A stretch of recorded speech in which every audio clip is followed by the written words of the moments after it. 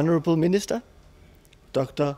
Oburu Oginga, Governor of the Central Bank of Kenya, Professor Njugunu Ndungu, the Executive Director, Professor Ginando Murago,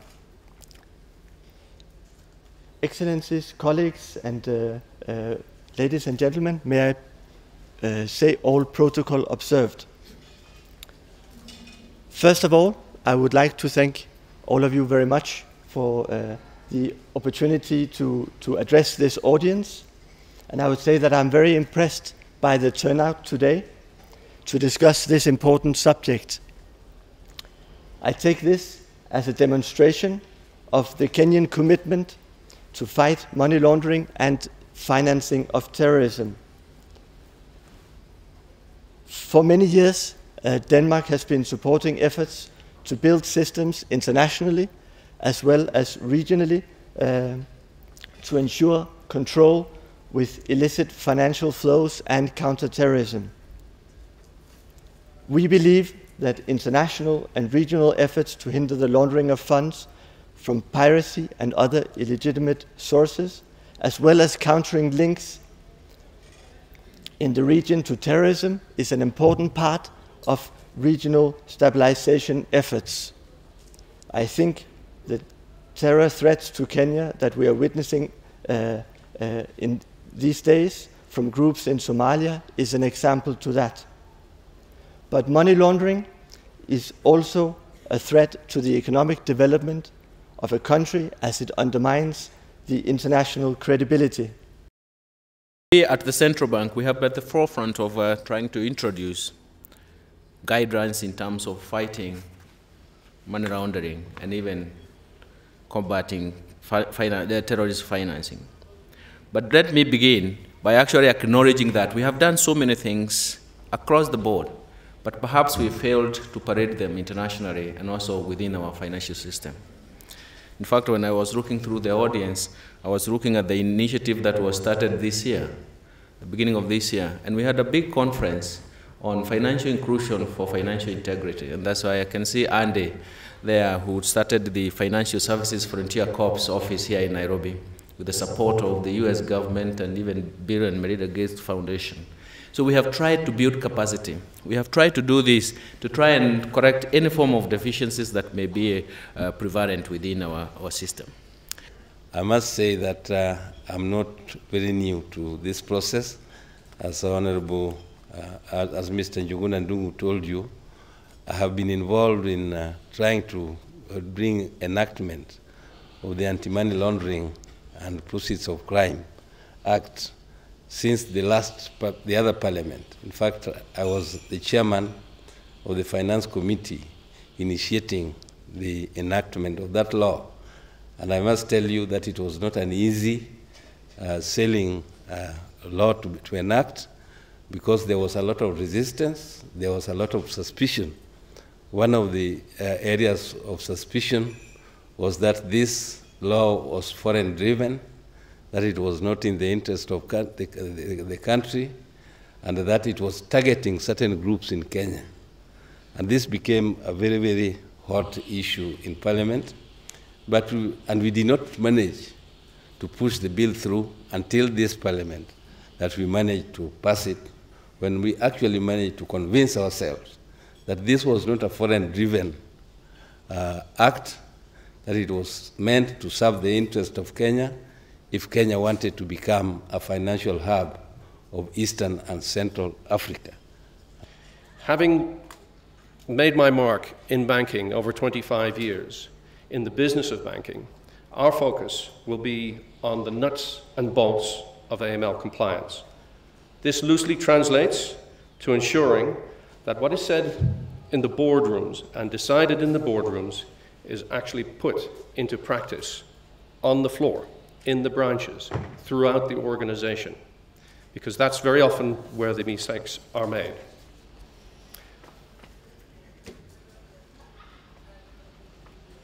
We'll touch on a couple of topics today.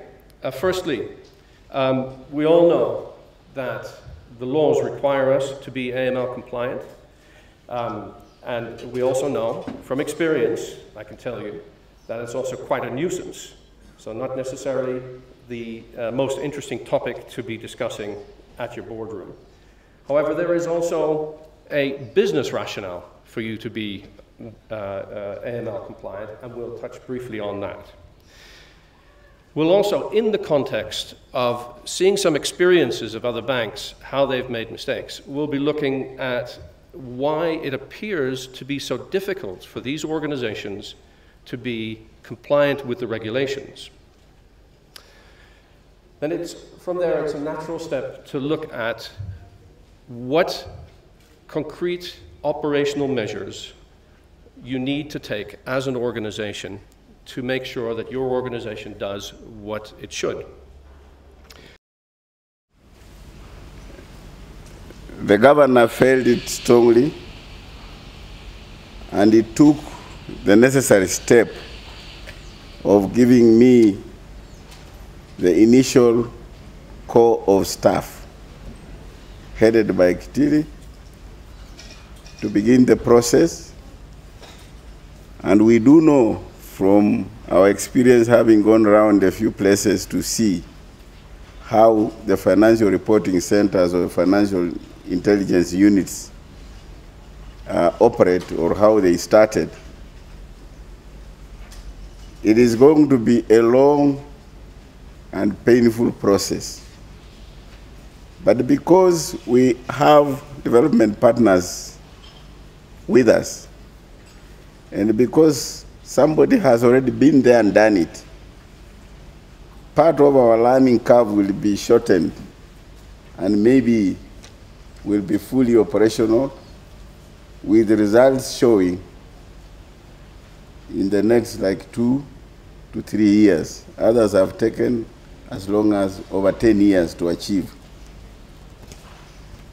My formal remarks, it is with great pleasure that I stand before you this morning to make a few remarks on this auspicious occasion of the stakeholder forum. This is an important forum seeking to create awareness on planned anti-money laundering initiatives in Kenya. My brief this morning is to talk to you about the working of the Kenyan Financial Reporting Center. It would be best if we all understand the relationship between the Financial Reporting Center and the Money Laundering Advisory Board, which I am privileged to be chair of. As we all know, the question of human rights vis-a-vis the question of legislating or having a legal framework on terrorism and anti-money laundering projects a lot of conflicting or competing interests. We have the interest of the wider public on one side, the interest of the globe on one side, vis-a-vis the interests of the rights of the individual. So, and in many occasions, people tend to protect the rights of individuals because there are instruments, both international and domestic, which protects those rights. So it is a question of trying to jungle or to balance those competing interests. That is what I'll try to do as I demonstrate to you those conflicting interests. I'll start by a quotation from a report by the House of Lords of the European Union Committee on 19th report, that is session 2008-2009, where the report provided that, acquisition of wealth and property of others is the ultimate objective of every criminal. Those assets are also the lubricant of criminal activity and so the motivation for further crime. In the case of the terrorist, finance is acquired not as an end in itself, but to achieve political ends by violent means. This more or less covers the topic itself. It shows you what criminals aspire to do, and then it brings you back to the question of the end result of a terrorist. Then there is a definition which we could get on money laundering. This is a process by which the source and ownership of criminally deprived wealth and property is changed to confer on it a perception of legitimacy. Then there are stages. Many scholars talk about 3 stages, but I think when I looked through, I added the first one, which is first is the acquisition of the funds through unlawful means, because the funds must be acquired first through unlawful means. Then now there is an intention to conceal or disguise the sources of the funds. Then the third is that the funds from the criminal activity are either placed in a financial institution or used to purchase assets. And the very last, the funds are now integrated into legitimate economic and financial systems.